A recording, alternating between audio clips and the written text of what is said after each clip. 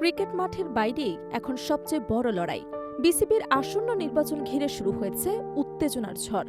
পদত্যাগ করেই নির্বাচনে নামার ঘোষণা দিচ্ছেন একের পর এক প্রভাবশালী মুখ।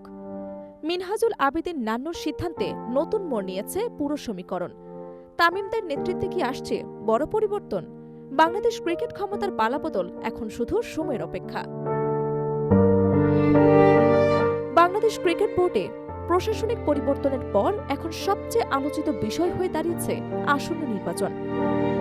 বুলবুলের নেতৃত্বাধীন পূর্ববর্তী পরিচালনা পর্ষদ ভেঙে দেওয়ার পর নতুন করে দায়িত্ব দেওয়া হয়েছে সাবেক জাতীয় দলের অধিনায়ক তামিম ইকবালের নেতৃত্বে গঠিত 11 সদস্যের একটি অ্যাডহক কমিটিকে। এই কমিটির প্রধান দায়িত্ব হল নির্ধারিত সময়ের মধ্যে একটি সুষ্ঠু ও গ্রহণযোগ্য নির্বাচন আয়োজন করা।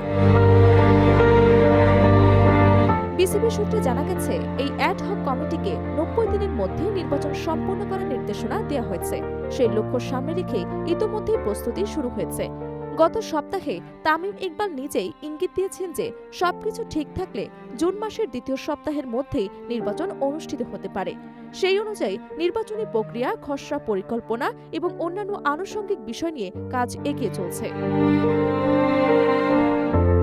তবে এই নির্বাচনের সবচেয়ে গুরুত্বপূর্ণ দিক হল, বর্তমান অ্যাডহক কমিটির সদস্যরা যদি নির্বাচনে অংশ নিতে চান তাহলে তাদেরকে আগে পদত্যাগ করতে হবে। নিয়ম অনুযায়ী তাফসিল ঘোষণার আগেই তাদের পদ ছাড়তে হবে, যাতে নির্বাচন প্রক্রিয়ায় নিরপেক্ষতা বজায় থাকে। এই শর্তের কারণেই এখন কমিটির ভেতরে চলছে নানা হিসেব নিকেশ। জানা গেছে, বর্তমান অ্যাডহক কমিটির 7 থেকে 8 জন সদস্য আগামী নির্বাচনে অংশ নেওয়ার প্রস্তুতি নিচ্ছেন। এর মধ্যে তামিম ইকবাল আগেই প্রকাশ্যে জানিয়েছেন যে তিনি পরবর্তী নির্বাচনে অংশ নিতে আগ্রহী।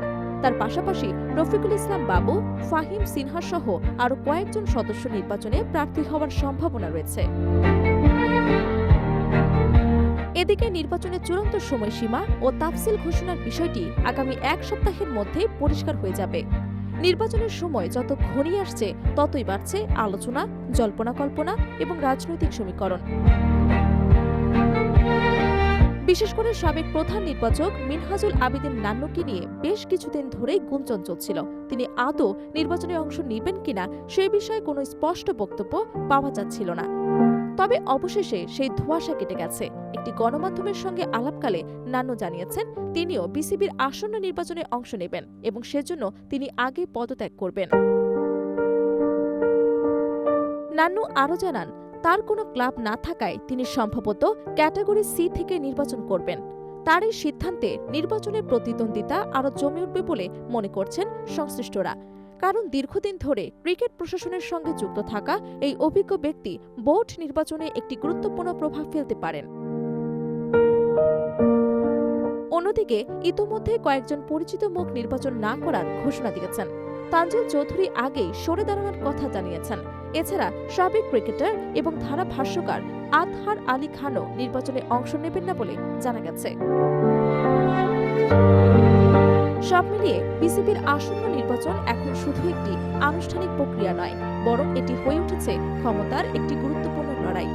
মাঠে ক্রিকেটের বাইরেও যে প্রশাসনিক দিকটা কত গুরুত্বপূর্ণ এই নির্বাচন সেটি আবারও সামনে এনে দিয়েছে।